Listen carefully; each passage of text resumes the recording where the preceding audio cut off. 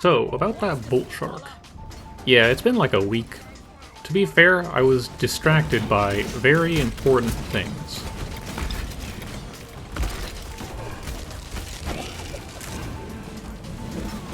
But before I get into the crossbow, a couple small things to do with the Season 2 patches. First off, Mole used to be able to get its damage bonus when shooting through enemies, not just terrain. I didn't want to mention this in the coilgun video since I assumed it was a bug and might get patched. And that's what happened. Same thing goes for the Reatomizer bug where you could store a temperature and pass it on repeatedly. As for actual balance changes, Hellfire got slightly more ammo but got a duration nerf on the trail, from 5 seconds to 3 seconds. That's definitely not nothing and you do feel the difference, but it's still really damn good at murdering swarms, and can still overheat Nemesis when comboed with incendiaries. So the power level of this overclock hasn't changed much.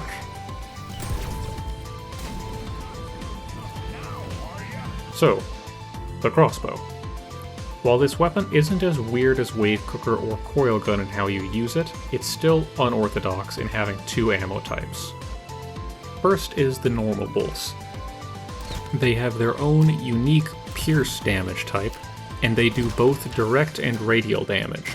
But the radial damage doesn't seem to actually splash outwards, so the only difference between it and the direct damage is that it ignores armor and doesn't get weak point bonuses.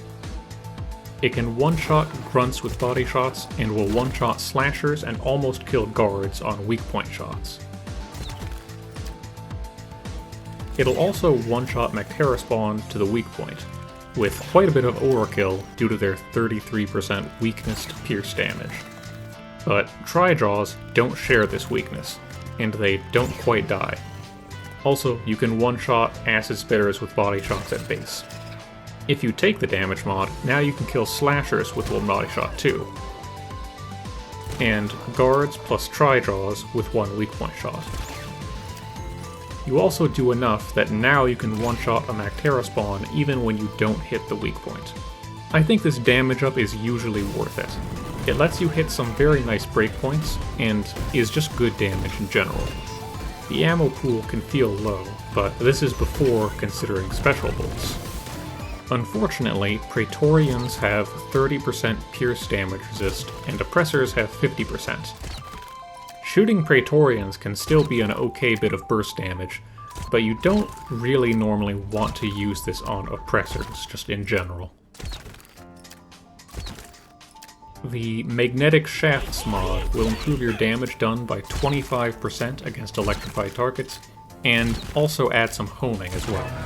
It helps against these tanky targets, and technically also improves the breakpoints against squishier enemies mentioned earlier, but however you're inflicting electricity against those squishy targets will also help with that, so this is mostly helpful for the big boys. Broadly speaking, pulling it out for a bit of burst damage and to pop things at range is pretty good. But in general, your direct killing power is going to be at least a bit weaker than Scout's other secondaries, and that's because you get special bolts. These things are your tier 1 mod choice for a reason, and they should be a major part of how you use the Boltshark. Pheromone bolts inflict mostly the same status as the grenades, except also with a 0.7 times slow, making it easier for other enemies to catch up to and attack the one that's hit by the pheromones. If you didn't know, the pheromone effect in general got buffed in Season 2, so the grenades are also better than they used to be. The maximum amount of enemies that can aggro onto a pheromone target is now 12, and enemies with pheromones on them will attack back when hit by normal enemies. Both of these changes make it easier for enemies to get bogged down fighting each other, especially for the bolts where normally just one enemy is affected. Pheromone bolts are a really strong general use option. Distracting enemies and making them clump up both gives your team more breathing room, and is also useful for AoE weapons. If you want something simple and effective, take these and shoot tanky targets with them. Explosive chemical bolts inflict an effect that does 2 poison damage every 0.2 seconds with no RNG, and lasts for, at base, 8 seconds, dealing 80 poison damage total.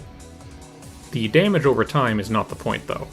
When the afflicted enemy dies, they enter a special death animation and then explode, doing 140 poison damage in a 4-meter radius around them. This explosion does have fall off, and towards the edge, grunts may survive.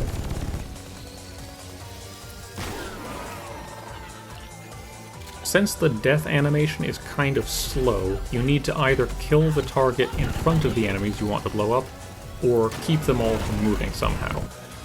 For the first, just doing this to a grunt at the front of a pack is often enough.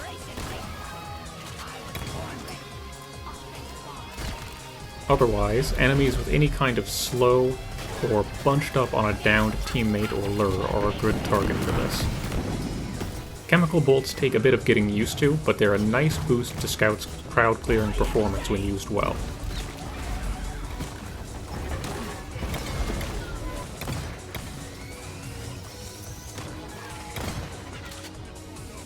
Keep in mind, you can't get that death animation when frozen enemies are killed.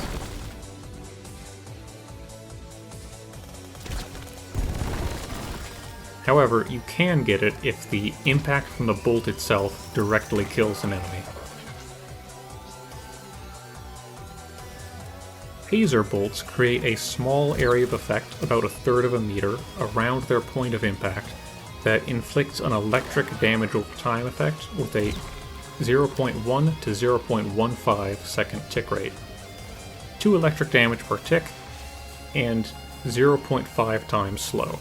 When 2 bolts are down within 6 meters of each other, they also create an electric beam between them, with a 0.2 second tick rate, 6 damage per tick, and 0.2x slow.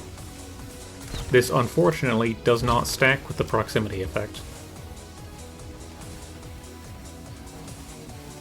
Although the proximity effect can stack with itself if you shoot the same enemy twice.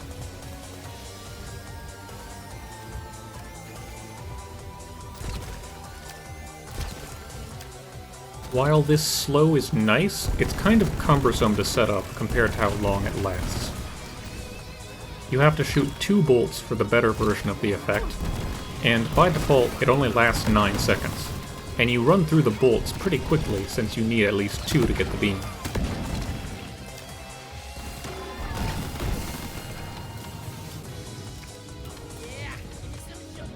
As a result, increased special bolt duration is very tempting with taser bolts.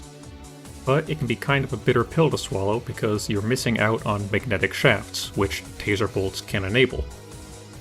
Luckily, there is a clean overclock that also gives you increased duration, as well as a bit more ammo. So I would recommend using that with taser bolts.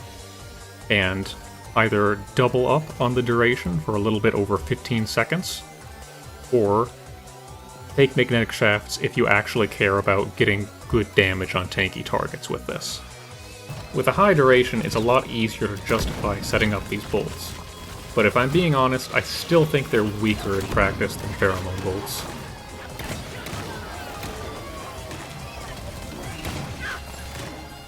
Before I forget, I should mention that right after firing a bolt, you can switch bolt types before Scout reloads, preventing you from loading twice.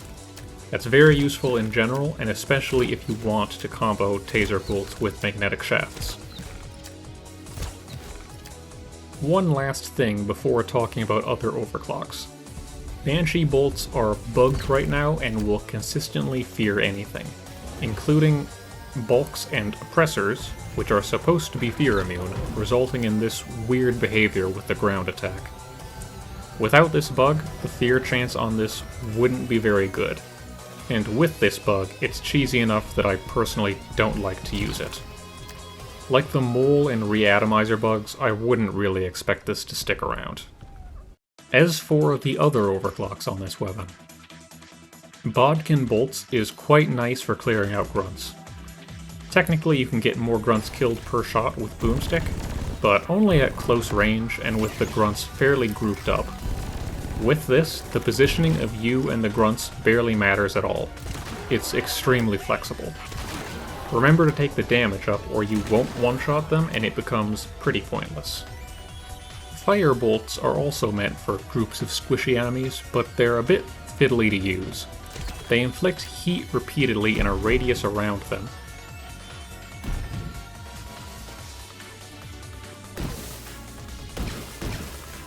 And you can light a bunch of stuff on fire, but it's fairly slow to build up, requiring enemies to either be slowed or a fair bit of kiting to get those initial enemies lit on fire.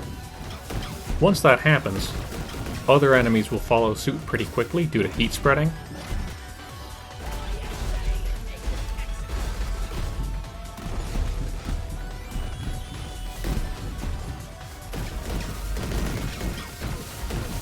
But this is definitely one of the weaker options for this weapon, despite the upside sometimes being quite high.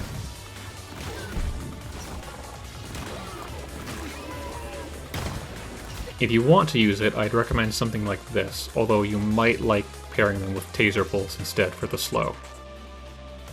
Cryo bolts inflict cold in a small radius, like how fire bolts inflict heat, but they have an easier and more practical use case, which is dealing with priority targets.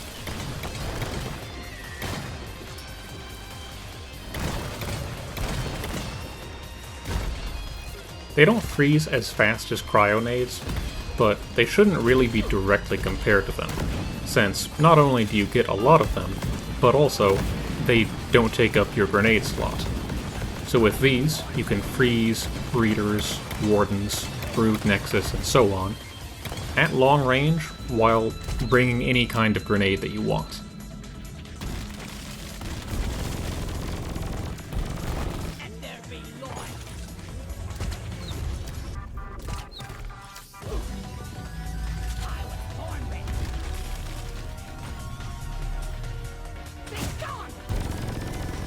There's a few ways you can build these, but here's something I found flexible.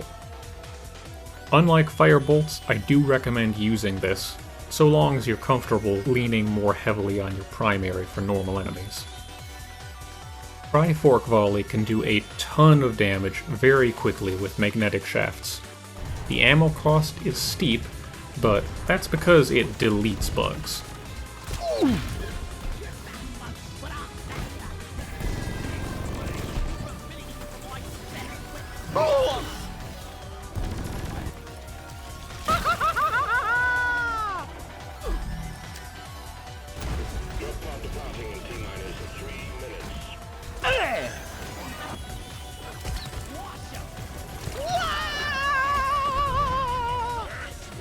Use an efficient primary with this for sure, but don't discount it on the grounds of being ammo hungry. Jumbo Shell's enjoyers will probably like this one. You could run it with chemical bolts to help out your primary in clearing weak bugs, but this is a case where I do actually like using Taser bolts as a combo. It's pretty slick once you're used to it, and it gives you more options, since you're enabling magnetic shafts with the crossbow itself this way.